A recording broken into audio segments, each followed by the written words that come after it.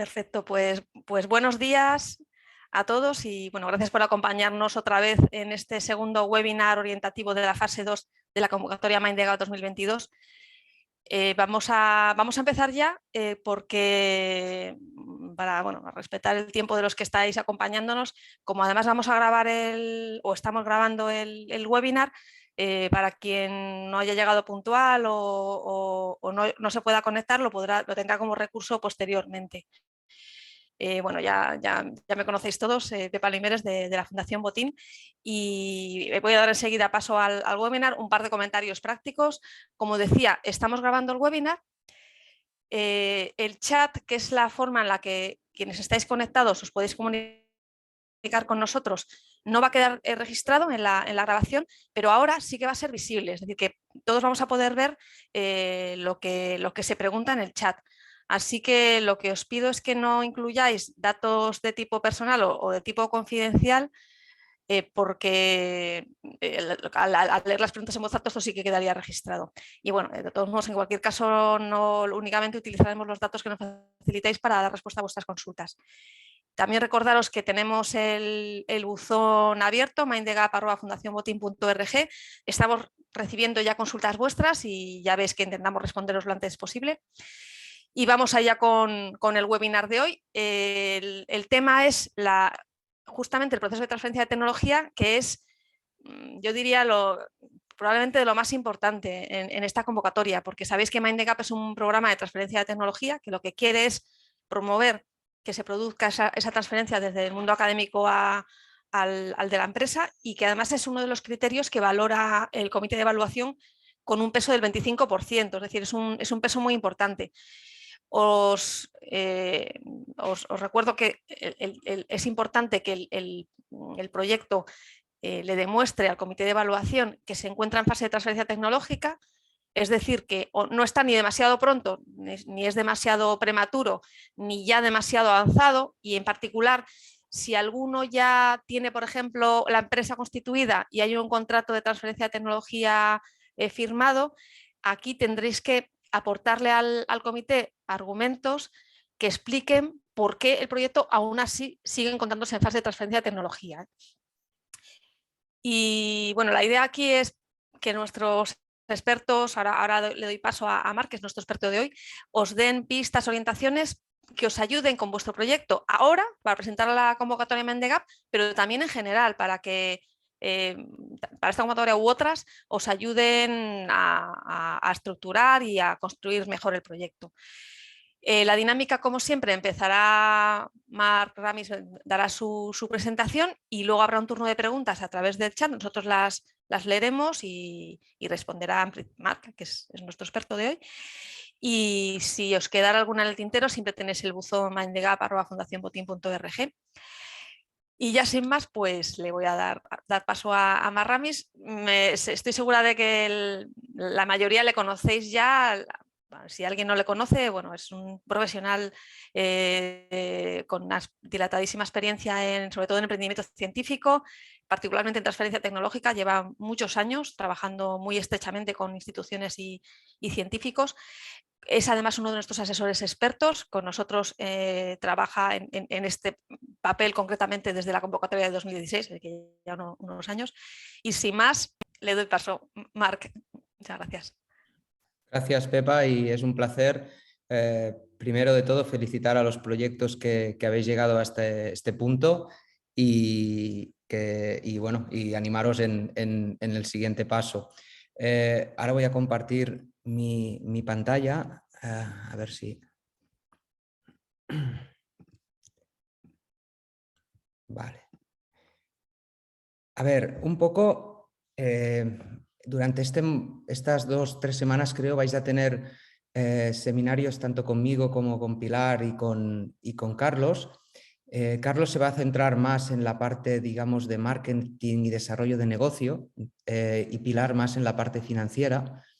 Mi punto para este seminario, y que espero que se centre más en preguntas que podáis tener, y si no tenéis, ostras, genial, pero espero poder inducir que las tengáis, es en el denominado proceso de transferencia tecnológica. ¿De acuerdo? Entonces, durante los primeros minutos voy a intentar exponer un par de puntos que creo que son muy importantes para, de alguna manera, con el objetivo de llevarnos a este punto que es fundamental, que es el de la transferencia tecnológica, el hacerla bien y con un tiempo razonable. Por tanto, al final de mi charla y con las preguntas, a mí me gustaría transmitiros que este punto de la transferencia tecnológica, el hacerla bien y con un tiempo razonable, es pivotal para los proyectos, y si no se hace así, quizás no nos demos cuenta al principio, no digo la fundación, sino el proyecto en general, pero a medida que vayamos a ir a ver inversores, a medida que la empresa empiece a crecer, eso va a repercutir. Por tanto, es fundamental hacer el proceso de transferencia tecnológica bien y a tiempo en este momento en que están vuestros proyectos. Para ello, voy a hablar de dos temas, ¿vale? Que ya de hecho llevo hablando de ellos bastante tiempo, por tanto no son nuevos, a lo mejor alguno ya me ha escuchado hablar de esto, pero para mí siguen siendo relevantes y por eso argumento el punto de la transferencia desde estos dos puntos. El primero se basa en entender el proceso de transferencia tecnológica como un proceso que tiene tres pilares, ¿de acuerdo? Para ello, como ya tengo una edad también, me sostengo en un paper de Nature Biotech ya bastante antiguo, que aunque esté antiguo, os sugiero que lo leáis, porque los conceptos que ahí se explican son válidos, a día de hoy son muy interesantes y son bastante simples. La mayoría de proyectos, algunos no, que llegan a este punto, vienen de alguna manera en un proceso de transferencia tecnológica un poco descompensados, en el sentido en que el pilar de la tecnología llega, digamos, teniendo un rol mucho más elevado del que realmente debería tener, ¿de acuerdo? Y eso a veces es un poco hasta chocante y controvertido, pero ahora estáis virando el proyecto, estáis haciendo la transferencia de la tecnología de un proyecto académico, la mayoría de vosotros y algunos ya en la compañía, a un proyecto empresarial. Y ahí emergen dos pilares que tienen la misma importancia que la tecnología. Y asumir eso y entenderlo, para mí, ya hace años fue un punto bastante importante, y además que hay toda una serie de lecciones aprendidas alrededor de esto. Entonces, los proyectos que encaren la transferencia tecnológica, no percibiendo, no posicionando estos dos pilares al nivel del de la tecnología, realmente se encuentran después en momentos en que esta transferencia no se hace bien o no se hace en el tiempo adecuado. Los otros dos pilares son el equipo. Los proyectos que han llegado a este punto tienen equipos académicos brillantes. No estamos discutiendo esto, estamos discutiendo en cómo vuestros proyectos a través del proceso de transferencia tecnológica crean equipos nuevos, cómo se complementan con personas, con talento, cómo lo atraen, que van a transformar el proyecto en los próximos 2, 5 años. Es muy importante involucrar a estas personas lo antes posible, tenerlas identificadas, saber qué roles necesito, y la mayoría de estos roles no son asociados al pilar de la tecnología. Evidentemente, el rol del académico fundador, el rol del director, del CSO, llamarle como queráis, del postdoc que se va a mover a la compañía, es fundamental, es imprescindible, sobre todo los 2 primeros años.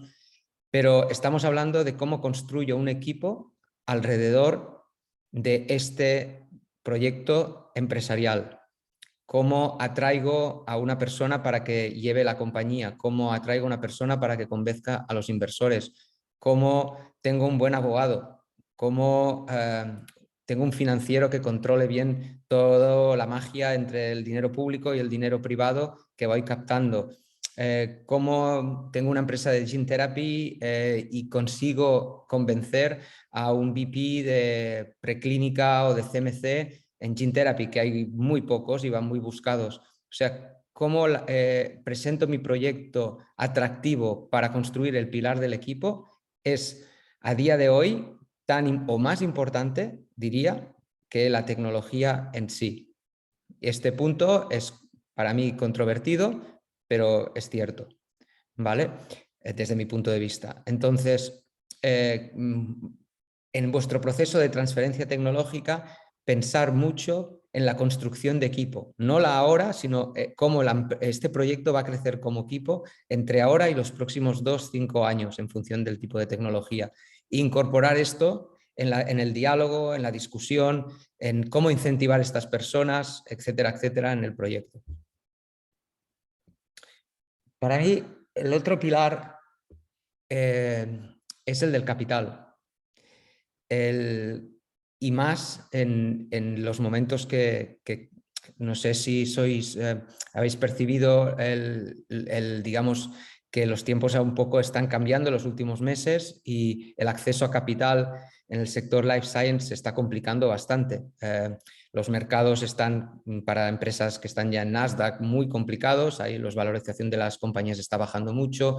El fundraise se está complicando bastante. Entonces, acceso a capital es muy importante porque tú puedes tener, y eso yo lo he experimentado, puedes tener una tecnología impresionante y ver cómo un proyecto con una tecnología competidora no tan buena tiene unos mecanismos para acceso a capital más rápidos y mejores que los tuyos, y esa construcción de pilar de capital mucho más rápido y consistente que el tuyo hace que la otra tecnología, siendo peor, objetivamente, teniendo unos resultados peores, acceda al mercado antes que la otra tecnología. Por tanto, estudiar bien, y aquí el caso Mind the Gap es clave, el cómo se accedo a capital, qué tipo de capital accedo y cómo lo ejecuto ese capital. O sea, no solo penséis en capital como dinero, sino también quién me está dando este dinero, en qué condiciones, para hacer qué y qué me aporta aparte del dinero. Eso ayudará un poco a atraer también al equipo. Por ejemplo, tomando el ejemplo que he utilizado antes de la identificación en una empresa de terapia génica de un VP de preclínica toxicológica. Este tipo de perfiles difícilmente se van a ir a una empresa de gene therapy porque ellos saben el dinero que se necesita para llegar una gene therapy a ensayo clínico. Entonces, si tú les vas con una empresa con un capital que ellos entienden que no es suficiente porque lo saben y con unos inversores que no son los que ellos saben que invierten adecuadamente en gene therapy, ese equipo se te va a no querer venir. Por tanto, hay una vinculación entre el tipo de capital que consigues y quién te lo da con el equipo. Entonces, estos dos pilares, para mí, son los que ahora un poco en el proceso de transferencia tecnológica tenéis que integrar en la transferencia. O sea, no percibir la transferencia tecnológica solo como tecnología, sino como tres pilares en los cuales la tecnología tiene un rol, pero también lo tiene el equipo y el capital. Y sobre eso, la obsesión que personalmente yo siempre he tenido en este tipo de procesos no es el dinero, no es el acceso a dinero, es el tiempo. Es cómo la construcción de estos tres pilares y el proceso de transferencia tecnológica se ejecuta no solo bien, sino en un tiempo razonable. Esto es fundamental y en España, en concreto, que es donde estamos creando estas compañías, todavía más. O sea, aquí Pepa y otros profesionales que estáis en la sala habéis ya experimentado seguramente procesos de transferencia tecnológica que se hacen eternos. O sea, hay veces en que el acordar la constitución de una compañía y hacer un acuerdo de licencia se retrasan meses y hasta utilizaré la variable años, ¿vale? Eso es un matador de proyectos, porque no solo te das cuenta que en otros ecosistemas eso, si pasa más rápido, es la oportunidad es mayor para los inversores y eso hace que tu proyecto se devalúe, sino que además, si nos fijamos desde un simple concepto de propiedad intelectual y vemos que el valor de la patente a 20 años y estamos perdiendo un año solo transfiriendo la patente cuando otra patente competidora lo hace en 2 meses, el valor de esa patente ya por sí tiene un valor menor. Por tanto, obsesionaros en este punto determinado en la variable tiempo. O sea, si vuestros proyectos avanzan adelante en el proyecto Mind the Gap o con otros potenciales inversores de transferencia tecnológica, pensar en la variable tiempo, en cuanto qué tengo que hacer para tenerlo todo listo, para negociar lo antes posible, para poder enfrentarme al acordar toda esta serie de contratos que después mencionaré lo antes posible para cerrar la transferencia tecnológica inicial lo antes posible. Entonces, el segundo punto que os quería o sea, hasta aquí un poco para mí el punto principal, que es el de el concebir la transferencia no solo como la tecnología, sino como 3 pilares: construcción de equipo, capital y tecnología. El segundo punto es un poco intentar situaros dónde estáis, ¿vale? A nivel y dónde está un poco la oportunidad. La mayoría de los proyectos están actualmente en academia o muy próximos a la academia, y al final las startups o spin-off que estamos aquí considerando, la mayoría de ellas tienen un modelo de negocio basado en ser vehículos donde esta tecnología madure y después sea sublicenciado o adquirido por la industria farmacéutica o en el caso que sea otro tipo de industrias. O sea, realmente la misión de estas spin-off es ser vehículos de maduración de estas tecnologías para la industria. Entonces, eso es la vinculación de 2 conceptos: el de transferencia tecnológica, que antes describía, y que vais a ir escuchando mucho este concepto, ¿vale? De hecho, a mí me gusta mucho referir esta quote de que el que era mi jefe, yo trabajé en transferencia tecnológica ya hace bastantes años en una oficina de transferencia tecnológica en Inglaterra, y mi jefe entonces decía que curiosamente la transferencia tecnológica es algo que mucha gente habla, ¿no? Habla de ella en el fútbol, como el fútbol, ¿no? La gente habla de fútbol, comenta el partido de ayer, este jugador me gusta, este no, tal y cual, pero realmente poca gente la practica a nivel profesional. Y entonces existe unas buenas prácticas de transferencia tecnológica para una empresa que vosotros tenéis la oportunidad ahora de ponerlas en práctica, y eso es muy importante, porque y salir un poco del concepto que está un poco, digamos, de discutir sobre transferencia tecnológica, decir que, yo que sé, ahora voy a ser un poco generalista, decir que en España hay un tema de déficit de transferencia tecnológica, bla, bla, bla, y poneros a practicar esta transferencia tecnológica con el caso práctico que estáis vosotros trabajando. Entonces, este punto ya más de cómo se ha concebido la transferencia tecnológica es bastante interesante. Vosotros seguramente ahora en algún momento os veréis negociando con la oficina de transferencia tecnológica de vuestra institución, ¿no? Lo que se llaman en España las OTRIs, y son oficinas que en muchos de sus casos no han estado practicando o la práctica de la transferencia tecnológica entendida como la comercialización es una parte bastante poco digamos, importante en su día a día. Muchas de las oficinas de transferencia tecnológica lo que hacen es gestionar grants de investigación o contratos de investigación, y hay casos bastante interesantes. A mí siempre me impacta porque había una oficina de transferencia tecnológica que gestionaba el hotel del campus, que no tiene nada que ver con la transferencia tecnológica. Entonces, ¿qué quiero deciros? Que han sido un poco también bastante cajón desastre de muchas cosas. Y ahora os veréis en algún momento, conjuntamente con la Fundación Botín o con otros inversores, negociando acuerdos con estas oficinas. Y los tiempos que se llevan ahí y este tipo de cosas. Intentar entender bien cómo funciona la oficina de transferencia tecnológica en vuestra institución, y que seguramente ya lo estáis haciendo. Entonces, me voy a saltar un poco esto, ¿vale? Para pasar realmente a la parte un poco, seguramente que canónica, que ya veis, que ya sabéis, ¿no? Que los procesos de transferencia tecnológica se basan en identificar tecnología, protegerla, trasladarla y a partir de ahí licenciarla, crear una spin-off, transferir el know-how y seguirla, ¿no? Entonces, ahora mismo, vosotros estáis, porque el vehículo Bind the Gap lo que propone es la creación de una spin-off, vais a estar haciendo dos de ellas, vais a estar licenciando, si ya no lo habéis hecho, una tecnología y vais a estar al mismo tiempo creando una spin-off en vuestra institución académica. Y si ya lo habéis hecho, vais a estar validando lo que habéis hecho con inversores.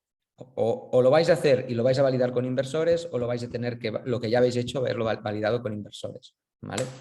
Por tanto, de alguna manera, esto nos lleva a, para mí, lo que es los casos prácticos que me gustaría comentar con vosotros, ¿vale? Y a partir de aquí coger preguntas o dudas que podáis tener.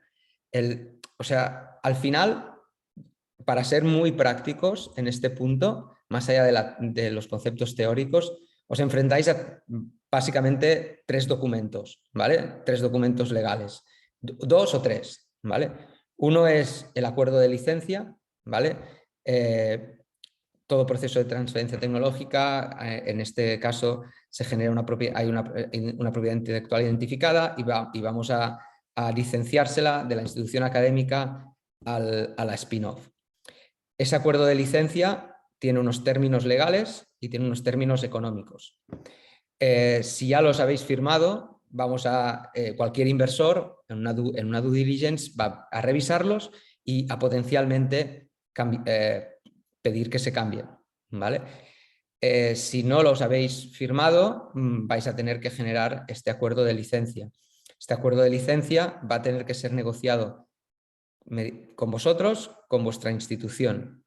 Entonces aquí empieza un punto interesante, que vosotros, si por ejemplo sois académicos de la institución, estaréis negociando con vuestra institución, de la cual vosotros también, la mayoría trabajáis en ella.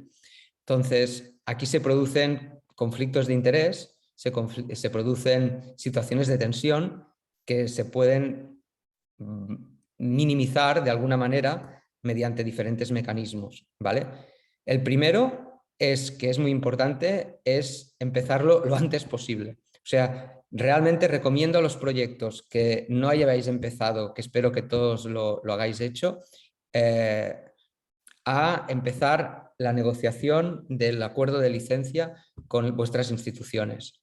Esto se hace en dos pasos, yo creo que son bastante interesantes, que el primero es el definir lo que se llama en inglés licensing term sheets, o sea, no ir al acuerdo final, al acuerdo completo, sino a un term sheet que estipule un poco el marco, o sea, cuáles son los términos económicos principales, cuáles son los términos legales, cuál es el contenido, qué se va a licenciar, qué no se va a licenciar, lo que se licencia y se mejora, de quién es, si se hace por parte de la compañía, si se generan nuevas patentes a partir de esta primera, cómo esto se gestiona y sobre todo también los términos económicos, ¿vale? Los términos económicos de una licencia varían mucho en función del mercado y del tipo de proyecto, pero básicamente se basan en un upfront, en unos milestones a desarrollo y en unos royalties cuando este producto ya está comercializado. Entonces, veréis que esta estructura de upfront, milestones y royalties puede ser muy fluctuante, puede ser muy flexible. Entonces, las instituciones académicas han hecho una inversión en la protección de esta propiedad intelectual y les interesa mucho recuperar esta inversión lo antes posible. Por eso es bastante probable que de alguna manera quieran tener algún tipo de upfront inicial de pago, ¿vale? Por otro lado, una compañía que se está creando, de las cuales normalmente la institución académica aparte también es socia de la compañía, sabe perfectamente que tiene que invertir cualquier dinero que recibe en la valoración, en revalorizar esta tecnología y llevarla adelante. Por tanto, ahí en ese upfront se encuentra un primer punto de negociación entre, ostras, ¿por qué tengo que ahora invertir dinero en pagarte un upfront si no tenemos nada, si no invertimoslo en hacer más experimentos, en traer más equipo para llevar la tecnología más adelante, y cuando realmente esto tenga un valor en ensayo clínico, entonces sí te voy a pagar ese upfront. Entonces, este tipo de negociación, este tipo de trabajo se puede alargar muchísimo, ¿vale? Depende de cómo se negocie, de quién lo negocie, de que las partes entiendan, de que no sea un tema emocional, sino que sea un tema muy objetivo, pragmático. Somos mediterráneos, la mayoría aquí, etcétera, etcétera. Entonces, yo creo que cuando antes empecéis esta negociación, si no lo habéis hecho, o si ya lo habéis hecho, la pongáis en revisión, mejor. O sea, clarísimo. Segundo, el otro documento importante es el pacto de socios, ¿de acuerdo? Si la empresa no se ha creado, vamos a generar una empresa donde van a haber una serie de socios, que realmente solamente son los académicos cofundadores y la institución académica. Esta institución académica pedirá un tanto por ciento, este tanto por ciento puede ser X o Y, ¿vale? Entonces, ¿cómo negociamos este tanto por ciento? También es un punto importante. Además, existen diferentes tipos de cláusulas en el pacto de socios que son relevantes. Por ejemplo, una institución puede pedir tener una cláusula antidilución hasta que la compañía valga tanto. Entonces, toda esta serie de términos tienen que, de nuevo, ponerse encima lo antes posible. Por tanto, mi sugerencia, si los proyectos todavía no han empezado, o sea, no dejéis que la transferencia tecnológica, o sea, que el proyecto sea aprobado o sea revisado por inversores sin que estos series de documentos ya empezados a trabajar y a discutir con las instituciones, porque después este pacto de socios va a tener que ser revisado por este inversor potencial y va a tener que estar de acuerdo como socio que entra. Entonces, seguramente no lo va a estar en algunos términos. Por tanto, es importante que esa negociación empiece lo antes posible. Si, por tanto, ya hay un template de ese pacto de socios, mucho mejor. Entonces, aquí hay también toda una serie de puntos de que una institución, sobre todo si entra una institución pública en España como socia, hay una serie de regulación y de cláusulas que no se pueden negociar, que una institución pública no puede ir más allá. Que los equipos fundadores lo entiendan también es importante, porque ha habido casos en que hay cláusulas más legales que protegen a la institución, pero es que es ley de la ciencia, es protección de institución pública en España, y hay cosas donde una institución pública no puede llegar. A veces me he encontrado casos en que hay un equipo de abogados en la parte, digamos, de fundadores, de emprendedores, que no entienden ese concepto, y eso también retrasa mucho los acuerdos. Entonces, el acuerdo de licencia, el pacto de socios, vinculado al pacto de socios es que esto nos encontramos, y cuanto más trabajéis ahora en esto mejor, es cuánto vale mi compañía, ¿vale? ¿Cuál es la valoración pre-money antes de que entre, en este caso la Fundación Botín o otros inversores? ¿Cuánto vale mi compañía?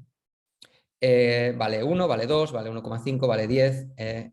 ¿Cómo yo argumento esa valoración?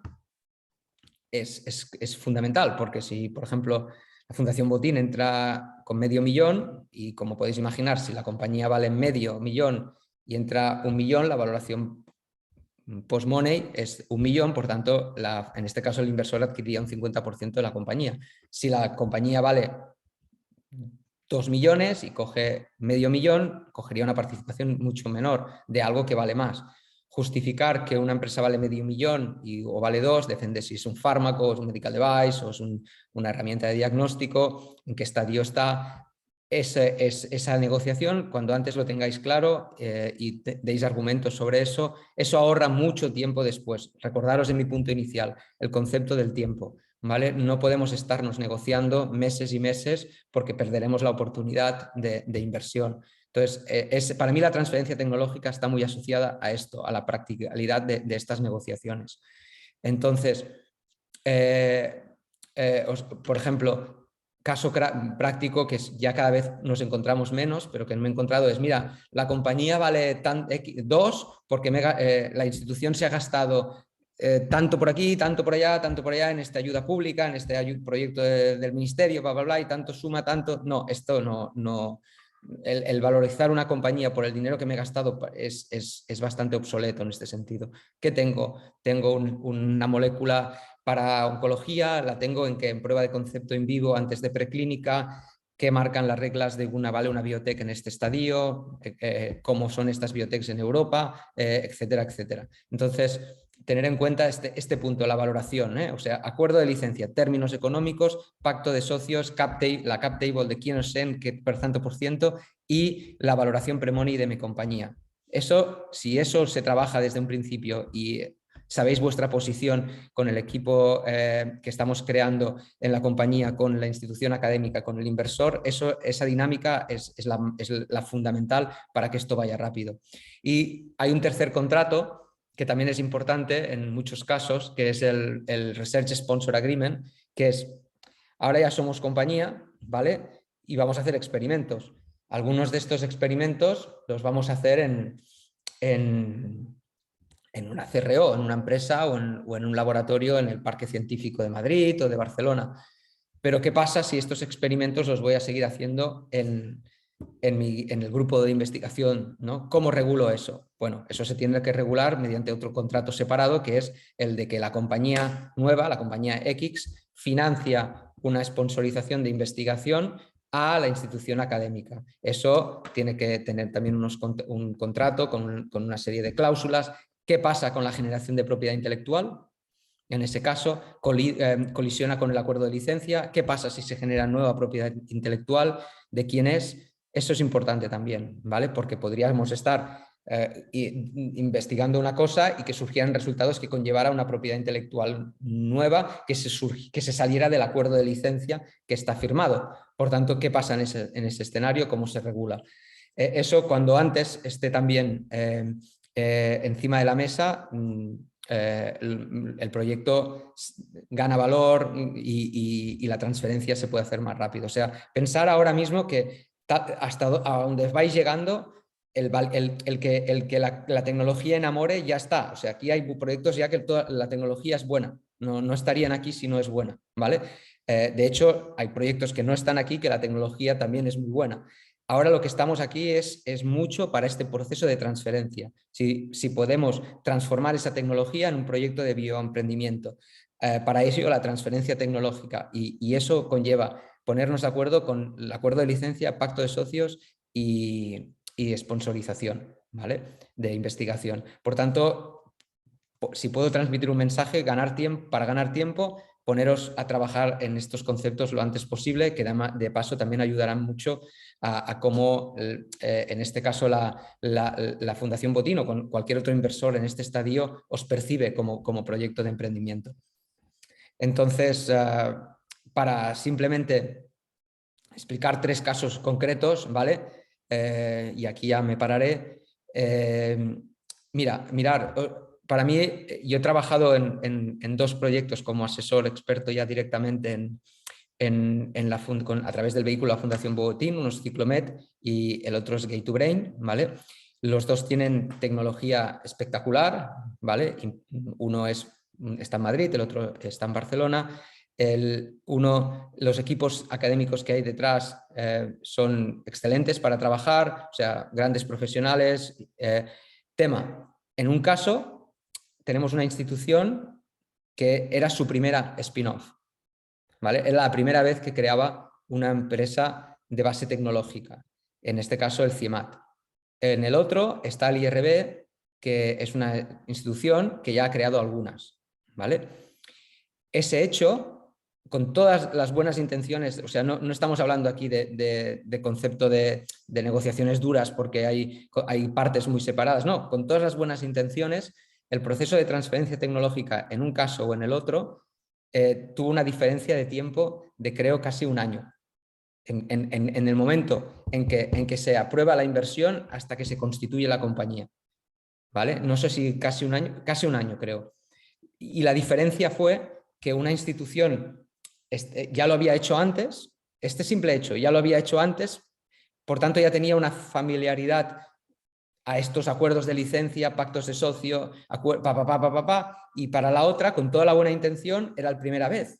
Entonces, ¿qué quiero deciros? Que una simple situación de este tipo, con toda la buena voluntad, conlleva un retraso de casi un año y eso impacta en la valoración de todo. Entonces, poneros estos conceptos y este ejemplo en la cabeza en el sentido de cómo está mi institución, qué tipo de spin-off ha creado, soy aquí el primer explorador o no, qué casos hay antes. Hablo con la cofundadora de la compañía que lo ha hecho antes que yo para decirme que por tal, etcétera. Entonces, esto fundamental.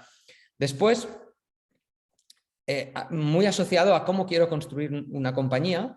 Aquí tenéis Peptomic, que es una spin-off del Bio en Barcelona y, por ejemplo, Cebiotex es otra spin-off, en este caso del Hospital Sant Joan de Déu, también de Barcelona. Los dos desarrollan moléculas en oncología. Peptomic, las dos están en ensayo clínico y las dos fueron creadas más o menos en momentos similares. Una ha conseguido llegar a ensayo clínico habiendo sido invertida por fondos biotech, digamos, nacionales, digamos, que se podrían decir fondos biotech nacionales como InVivo, ¿vale? O Alta, y es una ruta. Cebiotex ha llegado al ensayo clínico en un tiempo muy similar, habiendo sido invertida por muchos fondos públicos, muchas ayudas del CDTI y con campañas de crowdfunding y con business angels. Entonces, ¿qué quiero deciros? Que al final una compañía puede conseguir su objetivo de, en este caso, llegar a ensayo clínico en tiempos parecidos, con inversiones parecidas, pero con rutas de capital diferentes. Una más estándar, con fondos biotech estándar, otra más a través de financiación pública y de otro tipo de inversores quizás no tan profesionales. Y eso es importante a la hora de cómo vosotros vais a constituir las compañías y a crecerlas.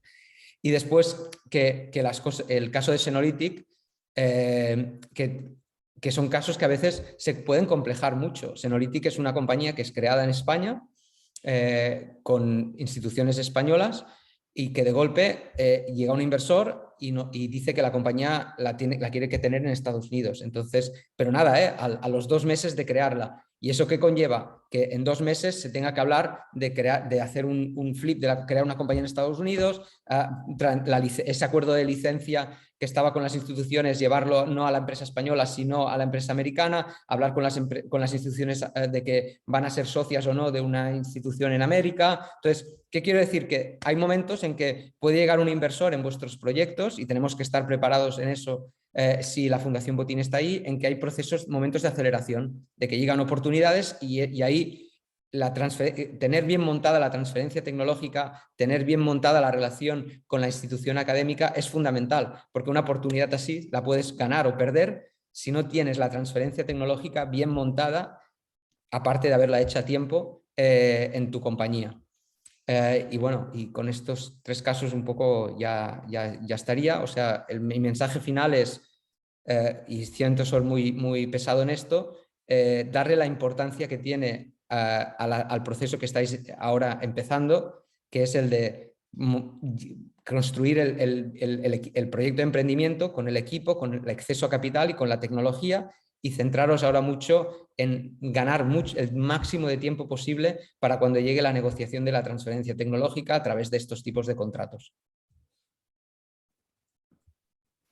Muchas gracias, Marc. Pues yo creo que me ha parecido una exposición muy clara, además los elementos esos básicos y sobre todo basado en tu experiencia, que es mucha, ¿no? en el ámbito de la transferencia de tecnología desde laboratorios académicos, con investigadores como los que seguro que nos están escuchando e instituciones que quizá también tengamos aquí alguna, ¿no? En este sentido, hablando de la parte institucional, antes de, bueno, mientras damos tiempo a que nuestros asistentes pues nos puedan trasladar preguntas, os recuerdo que lo podéis hacer a través del chat. Hay también un panel de preguntas y respuestas. Bueno, como queráis, podéis poneros en el chat o o en el panel de preguntas y respuestas. Comentar que nuestra experiencia en Mandegap, tengo que decir que todas las instituciones tienen oficinas de transferencia muy profesionales, muy competentes, las que ha mencionado Mar, sin duda, todas son muy profesionales, y es verdad que muchas veces puede condicionar o puede influir mucho, tener un impacto importante el tipo de institución, porque no es lo mismo una universidad, que tienen unas restricciones, pero otras flexibilidades, un instituto de investigación, un OPI, un organismo público de investigación, tienen diferentes condicionantes que además que ya no dependen de la profesionalidad de la OTRI, o sea, dependen de que tienen que pasar, pues nos hemos encontrado con algún caso que había que pasar una licencia por el Consejo de Ministros, esto es verdad, y pues podéis imaginar, ¿no? Que esto pues... Entonces es verdad lo que decía Marc, que conviene anticipar lo más posible para que conozcáis bien esos procedimientos internos, que tiene que pasar por Consejo de Gobierno, cada cuánto se reúne, qué me piden, ¿no? Que tiene que pasar por el Consejo de Gobierno o tal. Y evidentemente, si la institución no lo ha hecho nunca, el tema de la spin-off, por ejemplo, sobre todo influye en, esto, en abrir los caminos.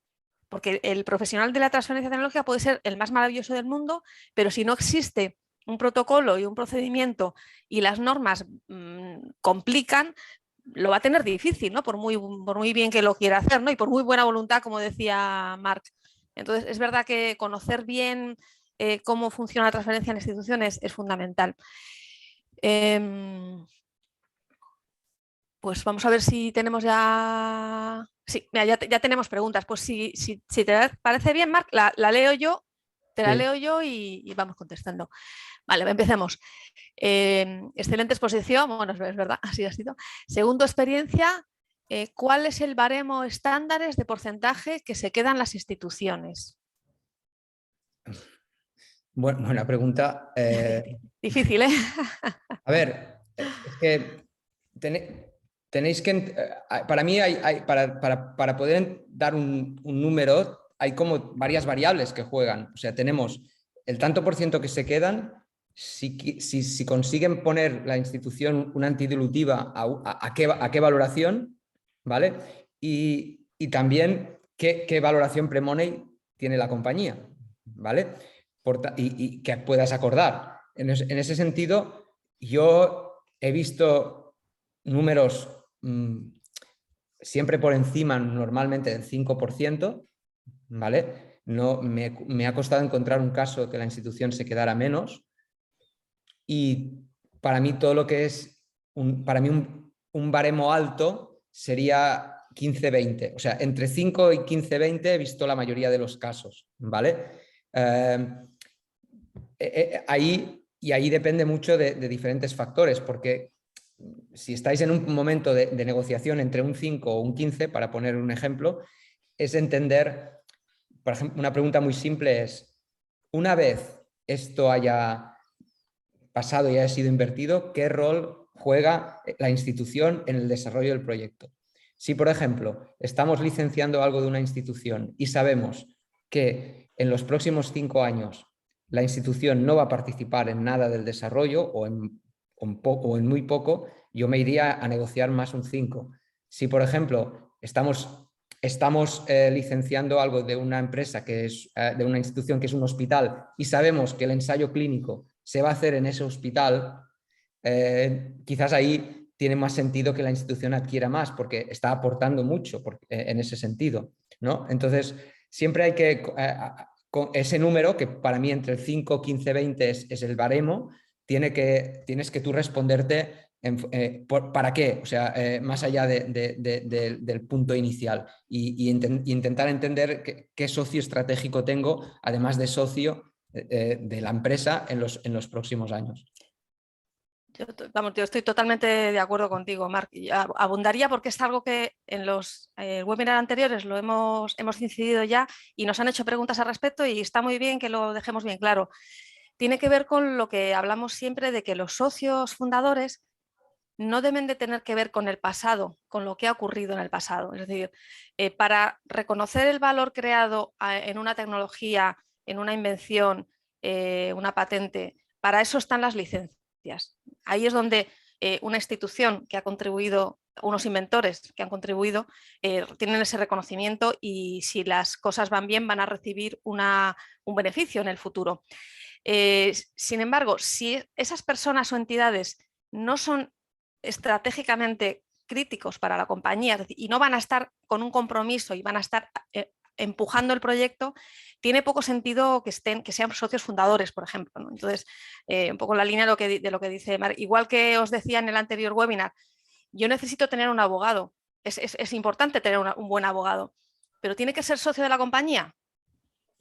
En principio no, o sea, en una compañía de biotech en principio yo no lo he visto, vamos, que suela tener participaciones.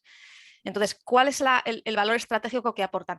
Y también os digo que, y quizá Mar también lo puede comentar por su experiencia, que a los inversores les echa para atrás encontrarse con estructuras del capital social en las que hay un componente de instituciones públicas, porque dificulta la operativa de la compañía, ¿no? Complica, les echa para atrás el ver estructuras complicadas, con actores públicos, con muchos académicos, por ejemplo. No sé, Marc, si también tienes tú ahí en este respecto algún comentario. Sí, es así. Creo que en los últimos años yo he percibido una corrección en eso y las instituciones están siendo, pero sí, había casos, a veces, yo que sé, que se constituía una spin-off y habían 8 académicos, 9 o 10, en plan, o sea, mi visión simplista es que concibían el cap table de una spin-off como si fuera la redacción de un paper, en el que había que estar gente que nunca más, o sea, que nunca habías visto ni verías, y esa persona era socia de la compañía porque había contribuido en la tecnología en un punto determinado, como si estuviéramos escribiendo un paper. Y vuelvo al punto inicial. Estamos estáis pasando a una, por eso se llama transferencia, estáis pasando a un nuevo mindset, a un nuevo escenario, es el de la compañía, y en esa compañía hay 3 pilares: equipo, capital y tecnología. Y el equipo, que son los que tienen que estar incentivados, tienen que ser gente que va a aportar ahora al proyecto. Para el otro está el acuerdo de licencia también. Entonces, ese es un punto importante, sí. Muchas gracias. Bueno, pues ya vamos teniendo más preguntas. Muchas gracias, Marc. Una pregunta. ¿Qué recomendarías a un proyecto para que tenga un relato atractivo para los inversores? 2, 3 puntos clave. Gracias. El relato. A ver, diré 3, quizás en el orden de importancia no le deis, o sea, jugarlo como queráis, pero yo lo que veo muy atractivo para inversores es el equipo que construyes. O sea, yo creo que el inversor ya es consciente de que las cosas, o sea, ese business plan, ese plan de desarrollo que le estás presentando va a cambiar. Va a cambiar, las cosas, algunas van a ir bien, otras van a ir mal. Entonces, aquí lo que se valora mucho es que tengas un grupo de gente que cuando venga ese problema sepa virar, sepa cambiar, sepa decir, mira, iba para A, pero esto no acaba de ver, me voy a B, aquí tienes PAM, esa capacidad de reacción de como equipo, y que el inversor perciba que tú tienes un grupo de gente que va a hacer eso para mí es muy atractivo para inversores, porque ellos se encuentran muchos casos de proyectos que, bueno, vale, no, ostras, no han salido los datos, pum, todos desmotivados, y eso es un problema. Entonces, nosotros nos hemos encontrado casos en que empieza el proyecto, en Mind the Gap, por ejemplo, y en los primeros 6 meses esa molécula o ese de esto no. Entonces hay un equipo que consigue de golpe proponer algo nuevo, pam, pam, pam, eso es muy atractivo para un inversor. Después está en el concepto del storytelling que se dice, ¿no? Que todo tu pitch, todo tu relato tenga un mensaje vinculante. O sea, están muy bien las biotech que hacen el desarrollo de un proyecto con una historia, con un sentido detrás, ¿vale? Tampoco, no estoy refiriendo tanto a la parte emocional de decir, mira, he hecho esta empresa porque, bueno, por un tema personal y esto no. Me estoy refiriendo más a cuando cuando un inversor escucha a una empresa que su pitch tiene un solo único mensaje. Por ejemplo, yo qué sé, el que está muy centrada en curar este subtipo de pacientes de cáncer de mama porque el investigador conjuntamente con unos clínicos han identificado este problema. Y a partir de aquí lleva todo el pitch. Y se entiende que hay una plataforma tecnológica, se entiende, pero ese storytelling está completamente vinculado. Y también para mí es muy importante, punto 3, es la gente. Yo cuando pregunto a alguien, oye, ¿esto lo ha hecho alguien antes? ¿O hay alguien haciéndolo? Cuando te dicen, no, esto somos... Esto, o sea, que el grupo emprendedor tenga conciencia y sepa que hay alguien en Arkansas o en Singapur que está haciendo eso no es un problema. Y he visto casos hasta gente que pseudo lo esconde. O sea, que en plan, que mejor no se lo digo al inversor porque entonces que el inversor vea que tú eres consciente que hay unos competidores y después le expliques cómo tú lo vas a hacer más guapo y mejor y más rápido, eso gusta mucho porque dices, ostras, esta gente es consciente de la situación. Perfecto, muchas gracias.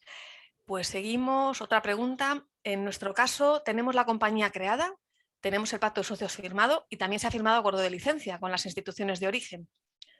Tenemos claro que la transferencia tecnológica sigue su curso, pero dentro del programa MindTheGap, ¿es admisible una compañía como la nuestra? Consideramos la compañía un vehículo de transferencia tecnológica hacia una compañía farmacéutica que pueda desarrollar las fases clínicas más avanzadas. Bueno, déjame que antes de darle paso a Marc, comento desde nuestra perspectiva y de lo que hemos visto. El hecho de que la compañía ya esté y ya se haya firmado el contrato, o sea, el hecho físico de firmar el contrato, no implica que se haya producido la transferencia. Entonces, depende de lo que haya avanzado la compañía, puede seguir encontrándose en fase de transferencia tecnológica o no. Es decir, que per se, eso sí quiero dejarlo claro, este hecho de que ya se haya firmado el contrato de licencia, para nosotros no es indicativo de que ya está completada la transferencia de la tecnología. Será cuestión de demostrar en qué fase se encuentra. Y ahora dejo a Marc que lo explicará seguro mucho mejor. No, esta parte que decías, Pepa, total. A ver, que lo tengáis firmado, o sea, al final, yo he visto casos, o sea, al final la firma del acuerdo de licencia y del pacto de socios, o sea, me cuesta mucho pensar un caso que venga un inversor y se vea eso y diga, lo compro, bam, ¿no? O sea, ¿qué quiere decir? Que Fundación Botín o cualquier otro inversor va a querer revisar estos pactos y seguramente va a... Bueno, en el pacto de socios seguro, y en el acuerdo de licencia quizás también, o sea, porque yo qué sé, a lo mejor aquí habéis negociado entre vosotros mismos, no lo sé, o sin la validación de un inversor y habéis dicho, mira, los royalties pues van a ser del 10, ¿vale? Y entonces a lo mejor viene aquí alguien y dice, bueno, yo pongo aquí una inversión, pero para que a mí me encajen los números, los royalties tienen que ser del 5, del 7,5 o del 2,5. Entonces, ahí, o sea, que esté firmado, para mí o sea, para mí el blocker está en si las instituciones y los fundadores serán flexibles suficientes en el caso de cambiar condiciones para que entre un inversor. Vale, yo creo que con esto sí que ha podido quedar claro, ¿no? Realmente, obviamente se revisan las condiciones y va a ser el grado dentro del proceso. El proceso de transferencia tecnológica no es puntual, ¿no? Ocurre a lo largo de un tiempo, Claro. que a veces es bastante tiempo. Entonces, en función de dónde se encuentre vuestro proyecto, pues ahí el comité tendrá que valorar, conforme a lo que le digáis, en qué punto del proceso se encuentra, ¿no? Y si ya está, digamos, haya avanzado tanto que ya está tan cerca de tener ese grado de madurez que le permite... Bueno, una cosa que quizá os puede ayudar, cuando el proyecto ya tiene una madurez, un nivel de madurez que lo hace ya atractivo para inversores profesionales, ya ahí os diría, pues oye, ya estáis en otra fase, ¿no? O sea, si ya podéis ir a una serie A, pues ya estáis en otra fase. Entonces, bueno, eso es lo que tendréis que valorar. Tenemos otra pregunta. Gracias, Marc. ¿Tienes alguna recomendación sobre exit strategies? Estamos en una etapa tan temprana y no tengo eso tan claro. Gracias. Bueno, a ver, exit strategies, ¿para quién? Entiendo que para vosotros y para los primeros inversores. Depende mucho del campo. Las clásicas es, o sea, llevar esto a datos clínicos, y una vez llegas a datos clínicos, licenciárselo o sublicenciárselo a una empresa farmacéutica o tecnológica, depende del tipo de tecnología, o que la empresa sea adquirida por otra empresa. Esos son realmente, si veis un poco los deals que se van produciendo, una cosa que os aconsejo es cogeros los fondos, digamos, españoles típicos, pues un Isios, un Asavis, un Invivo, un Inverready, un Caixa, y en sus webs, en la apartado de noticias, veréis los anuncios de deals, de exits, ¿vale? Y veréis cómo, yo qué sé, se produce un exit con la compañía X, que por ejemplo ahora Savis, una empresa que había creado hace muy poco, se ha juntado con otra, ha hecho un merge con otra empresa. Entonces eso ha sido un exit, ¿vale? Entonces es muy fluctuante. Ahora, por ejemplo, existe una casuística interesante, porque esto, o sea, la persona que entre en vuestro equipo y haga de CEO va a tener que estar muy, muy en estas cosas. Ahora, por ejemplo, es un momento en que se ha identificado que debido a los mercados hay muchas empresas en el Nasdaq que están con un stock muy bajo y tienen algo de cash en sus cuentas, y por tanto necesitan subir ese stock. Entonces se van a producir unos movimientos no tanto de inversión, sino de adquisición de compañías que todavía son privadas y no son públicas, para con ese cash comprar portfolio y subir el valor del stock de esas compañías que están tan bajas. Entonces, eso es un exit, una oportunidad para empresas que están más early y que todavía que no han ido a bolsa. Entonces, pero es una casuística de ahora, del 2022-23. Hace un año estaban de moda los SPAC, que eran anticipar la llegada a bolsa creando el vehículo y después adquiriendo la compañía. Entonces, hay que estar muy al tanto de los exits en función del tiempo que tú vas a hacer el exit. Realmente sí, es una pregunta que es verdad que es difícil a día de hoy. Lo único que se puede hacer es plantear pues, esos escenarios más generales, porque sí. al final habrá que ir viendo. Claro. Exacto, sí, pero para el estado que ahora es licencia o adquisición, después de datos clínicos. Muy bien, pues seguimos. Muchas gracias, Marc, excelente presentación. ¿Cuál es tu experiencia y qué consideras razonable en las cláusulas antidilución de las instituciones? Bueno, aquí también dejadme que comente yo, porque tengo que decir que para nosotros, para Mind the Gap, bueno, lo gestionamos desde la Fundación Botín, pero bueno, es un vehículo, como sabéis, de coinversión, y por tanto ahí tenemos que comportarnos como inversores. Nosotros no queremos cláusulas antidilución, es decir, que tiene que ser una situación muy excepcional, ¿no?, para que se admita una cláusula antidilución. Y en general os vais a encontrar con que a los inversores no les gusta las cláusulas antidilución, porque de alguna manera ponen a unos socios en una situación de un privilegio con respecto a otros, y bueno, pues habría que explicar eso muy bien, ¿no? ¿Por qué tú o tú otro vas a poder mantener tu posición cuando todos los demás socios se tienen que diluir? De que un inversor me cuesta, ¿no?, que lo acepte fácilmente una cláusula de antidilución. Dicho esto, doy paso a Marc. Sí, no, bueno, eso, sí, de hecho, que exista, yo lo que he visto es que se proponga por parte de la institución es razonable, ¿vale? Que lo hagan, que en una negociación eso se vuelva un problema, eso es un síntoma para un inversor de que aquí va a haber jaleo, porque piensas, vale, bueno, tienen todo el derecho y el respeto de poner una antidilución, pero bloquear una transferencia tecnológica porque con todo lo que se tiene que hacer para llevar eso, porque hay una antidilutiva, eso es síntoma de que va a ser muy difícil de gobernar esa tecnología y de acabarla de transferir y de colaborar, etcétera, etcétera. Por tanto, es más que al final la gente está negociando y no se da cuenta que hay una consecuencia de esa negociación, que es que la percepción que coge el inversor de lo que está pasando, ¿vale? Y del tiempo que se está perdiendo con una cosa. Entonces, yo recomiendo, si quieren poner antidilutivas, sí, pero por debajo de la valoración pre-money. Yeah. Sí, y quizá también hay veces que nos encontramos con que son cláusulas que las instituciones quieren imponer por miedos, precauciones, y muchas veces se pueden buscar soluciones alternativas, sí, más razonables, ¿no? Si hay un miedo, una preocupación, tal, no quiero que me pase esto, no sé, se puede tratar de buscar otros mecanismos que no sea este, ¿no? Pero bueno, la verdad es que al final es complicado, o sea, yo creo que en esta fase es difícil que podamos concretar mucho, porque cada caso es un mundo y cada institución es diferente, y sí que lo que dice Marc es verdad, que el hecho de que haya en las negociaciones posiciones muy enrocadas no facilita, claro, pero no solamente con Mind the Gap, o sea, con Mind the Gap y con cualquier inversor. Entonces, bueno, pues seguimos por aquí. Vale, ¿qué soluciones alternativas serían para negociar la antidilución?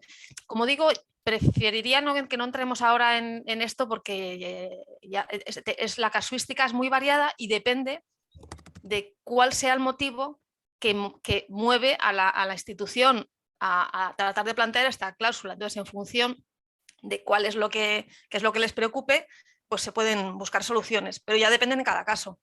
No sé, Marc, si tú tienes pautas generales. A mí la verdad que me cuesta generalizar en algo tan concreto.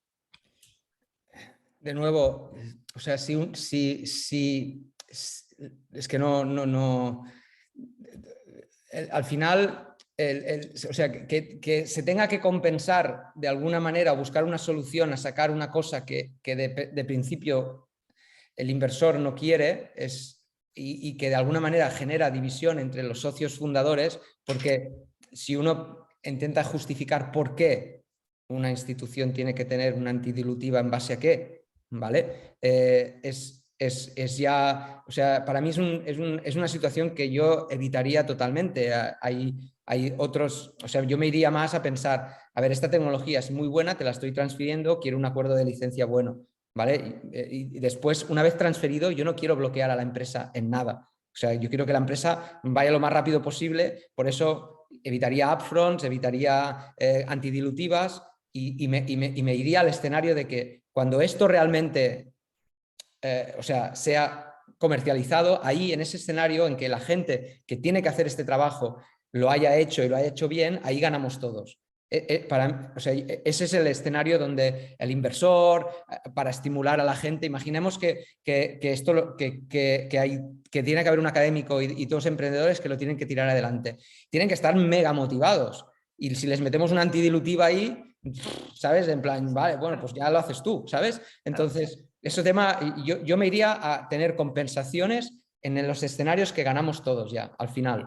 Correcto, sí, yo, vamos, 100% de acuerdo. Y ahí has dicho además, Marc, creo que un tema muy importante, que es que cualquier inversor, pero inversor y cualquiera, ¿no?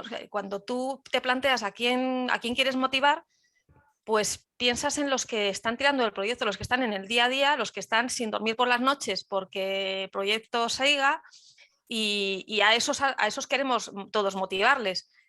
Por eso a los inversores, y ya no hablo nosotros, que nos lo encontramos posteriormente, todo lo que penaliza a los emprendedores, al equipo promotor, y esto les penaliza, porque al final le estás diciendo, bueno, me conservo yo mi participación, pero siempre es a costa de alguien. Entonces, ¿a costa de quién? ¿A costa de los emprendedores?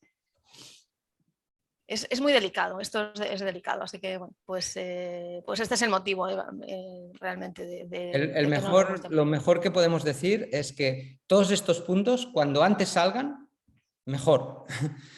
Sean por un sitio o por otro, porque eso va a ahorrar tiempo y esfuerzo a muchas personas, y aparte de que la gente se gaste el dinero en abogados, ¿sabes? Entonces, cuando antes salgan las cosas y se negocien este tipo de cosas, para una dirección o para otra, esto es lo mejor. Totalmente, totalmente cierto. Y de hecho, nosotros los proyectos ahora mismo no entramos en esos temas. Estáis sacándolos y está muy bien, porque mira, aprendemos así todos. Marc comparte su experiencia, que son ya muchos años y muchos proyectos que ha visto. y está muy bien. Pero sí que os digo que los proyectos que pasan a due diligence, la fase 3 en realidad es la due diligence. Ahí ya se hacen dos cosas que se hacen, o sea, hay una cosa que se hace nada más empezar, que es el tema de la valoración. Es decir, no se entra en due diligence si no hemos conseguido un acuerdo bastante ajustado en cuanto a la valoración, porque no tiene sentido que nos desgastemos todos en negociar cosas que cuando no estamos de acuerdo en el precio, digamos. Y también se comparte con los proyectos a los que se invitan a entrar en due diligence un term sheet. Un poco lo que hablaba Marc del acuerdo de licencia, pero del contrato de inversión, digamos, del pacto de socios y contrato de inversión. Entonces ahí ya nos va a permitir, vamos a tener una herramienta para poder desde un momento inicial ir dilucidando ese tipo de cosas lo antes posible por esto, para que ganemos tiempo. O sea, lo que ha dicho este mensaje que ha sido un continuo en la presentación de Marc y en sus respuestas, el factor tiempo es probablemente lo más valioso que tenemos y lo que debemos tratar por todos los medios de agilizar. Bien, vamos a ver, estoy mirando a ver si estamos ya fuera del tiempo que teníamos programado, perdonad, pero bueno, la verdad es que las preguntas son muy interesantes. Bueno, hay una última pregunta sobre las valoraciones máximas y aquí nuevamente no os puedo dar una respuesta concreta. Sí que os puedo decir que si el proyecto se encuentra en la fase de transferencia tecnológica, lógicamente la valoración no va a poder ser muy alta. Es decir, muy alta en el sentido de varios millones, porque estamos en fase de transferencia tecnológica. Entonces, bueno, pues dicho esto, pues ya va a depender, como decía Marc, ¿no? Pues de medio millón, 1 millón. Bueno, depende ya de cada proyecto. Yo creo que lo mejor que os podemos aconsejar es que para prepararos para due diligence empezar a pensar en todos estos conceptos, en los acuerdos de licencia, en la valoración pre-money, etcétera, etcétera, en paralelo que ya hacéis todo el otro proceso. Porque realmente si llegáis a la due diligence y se empiezan a discutir estas cosas desde el principio y esto se hace rápido, ahí coge una energía el tema muy chulo, porque si por el otro lado esto se enquista, la due diligence es larguísima, llegas al final de esto ya exhaustado, sin ganas de verte y entonces empieza el proyecto. Entonces empieza lo bueno y la energía con que he visto empezar proyectos después de la transferencia tecnológica en un sentido o en otro impacta después. Entonces, cuanto más lo podéis traer preparado, mejor. Y coger conciencia de que, a ver, la valoración pre-money no va a ser de 10. O sea, no quiero decir que si alguien tiene en la cabeza de que la compañía va a valer 10 de entrada, está en un escenario que no es aquí, ¿vale? Entonces, tampoco va a haber 100.000 euros. Quiero decir que es eso, ¿vale? Sí, pero más allá, veo que se insiste, ¿no?, en preguntar cuánto. Es que cuánto, no puedo dar una cifra, porque va a depender de cada proyecto. Claro. Entonces, lo que sí que os puedo decir es que vais a hacer una propuesta ya, porque os pedimos en esta fase una propuesta de cap table y es lo primero, con los proyectos que pasan, es lo primero que hablamos, es lo primero. Lo primero que hablamos, por lo que dice Marc, porque no tiene ningún sentido que nos... O sea, si de entrada ya vemos que eso, que Dios, que para mí vale 10, pero si para ti vale 10, probablemente entonces el proyecto ya está en otra fase y, oye, pues ya son otros fondos, ¿no?, a los que hay que acudir. Un fondo de tech transfer, eso lo podéis encontrar, ¿no? O sea, en fondo de tech transfer no se va más allá de ciertas valoraciones. Bueno, pues yo creo que vamos a ir cerrando, porque ya nos hemos pasado además de tiempo. Os agradezco, bueno, a Marc lo primero, porque bueno, creo que ha sido realmente muy útil todas las indicaciones, las orientaciones y las pistas que les has dado, los consejos. Os recuerdo que tenemos siempre el buzón de consultas, con lo cual cualquier cosa que se haya quedado nos la podéis trasladar, y si es algo del negociado de Marc, digamos, pues se lo trasladaríamos. mindega@fundacionbotin.org.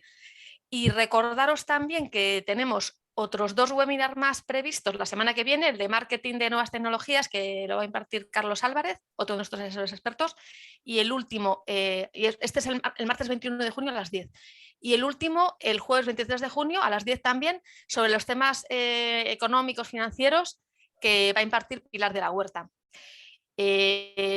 Además, a todos os vamos a hacer llegar los enlaces a las grabaciones para que os quede como referencia y por si alguien no ha podido estar hoy.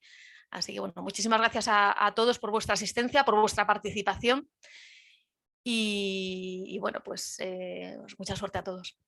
Mucha suerte. Venga, adeu.